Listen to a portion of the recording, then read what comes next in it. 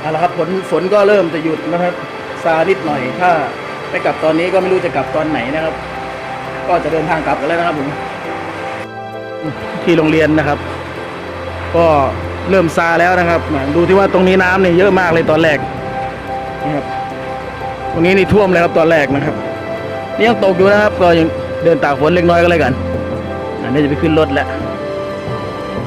ก็ครูหลายท่านก็อยู่นะครับแต่ว่ากลับไม่ได้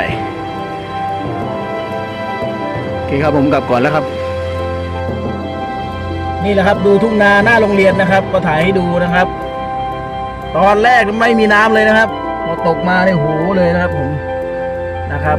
นี่ก็เป็นผลพวงของวันนี้นะครับตกไม่ถึงผมว่าชั่วโมงครึ่งเนาะนะครับโอเคนะครับผมเดี๋ยวจะถ่ายให้ดูจนถึงบ้านเลยนะครับค่อยๆถ่ายเป็นจุดไปนะครับโอเคครับผมเดินทางก่อนแล้วกันครับผมนี่ครับดูตรงนี้ครับเป็นยังไงล่ะน้ำนะฮะน้ำเยอะมากครับพี่น้องโอ้นี่ครับออกรถออกมาจากโรงเรียนนิดเดียวเนี่ยครับรอบหมู่บ้านนะครับดูครับมันอะไรจะขนาดนี้ครับเนี่ยโอ้สงสารเขาเนาะเขาหวานข้าวเห็นเขาหวานข้าวเมื่อวานเนี่ยครับนี่มีคนมาปล่อยน้ำออกจากนาอยู่นี่นะครับบรรยากาศนะครับก็ตอนนี้ก็ยังลงเม็ดอยู่นะโอเคนะผมก็จะเดินทางไปเรื่อยๆแล้วกันนะครับจุดไหนที่ไปถ่ายให้ดูได้ก็จะถ่ายมาฝากนะครับบรรยากาศบ้านนอกๆโอเคเด้อ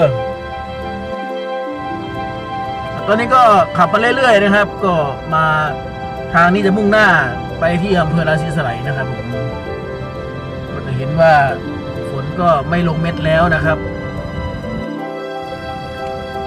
ครับผมโรงเรียนใหม่ที่ไปสอนก็ห่างกันนี่ประมาณเกือบ30 กิโลนะครับนี่ก็เข้าสู่เขตอำเภอราศีสไลยนะครับจังหวัดศรีสะเกษนะครับโรงเรียนที่ไปสอนนี่ก็จะเป็นอำเภออุทุมพรพิสัยนะครับก็นี่ครับสะพานที่ทุกคนต้องบีบแตรเสมอนะครับก็คือสะพานราศีสไลยนี่เองนะครับสะพานข้ามแม่น้ำมูลนะครับก็จะเป็นประจำโอเคนะครับผมก็จะเข้าสู่อำเภอราศีสไลยแล้วนะครับสำหรับคนที่ยังไม่เคยมานะครับก็จะข้ามสะพานก่อนถึงจะเข้าสู่อำเภอนะครับ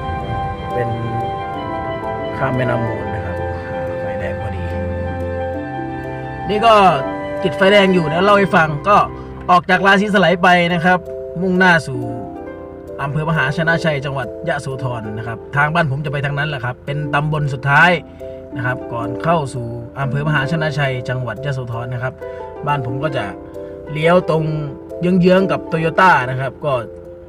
ไม่ใช่เว้ยเลยโตโยต้าไปน้อยนึงนะครับก็จะมีศาลาอยู่ก็เลี้ยวซ้ายลงไปนะครับแล้วก็ผ่านอีกหมู่บ้านนึงก็จะไปเจอบ้านผมนะครับโอเคตอนนี้ก็ใกล้จะถึงบ้านแล้วนะครับ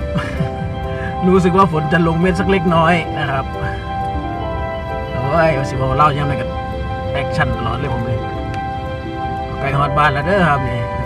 น้ำประมาณนี้นะครับไม่เยอะเท่าไหร่เองนะครับโอเคครับ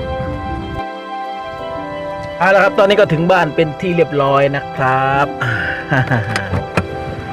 มันดูแถวหน้าบ้านนะสิเป็นไงบ้างอันนี้ถางเมื่อคืนนะครับตัดเมื่อคืนนี้ก็ยังตกอยู่นะลงเม็ดอยู่เลยนะครับก็อย่าลืมมาชมบั้งไฟเด้อฟ้อนงามเสาร์อาทิตย์นี้นะครับถึงบ้านเป็นที่เรียบร้อยนะครับผมโอเคครับคลิปนี้ก็แค่นี้ก่อนแล้วกันนะครับเจอกันคลิปต่อไปคลิปหน้าก็อย่าลืมรับชมให้ด้วยแล้วกันนะครับผมบ๊ายบายครับผม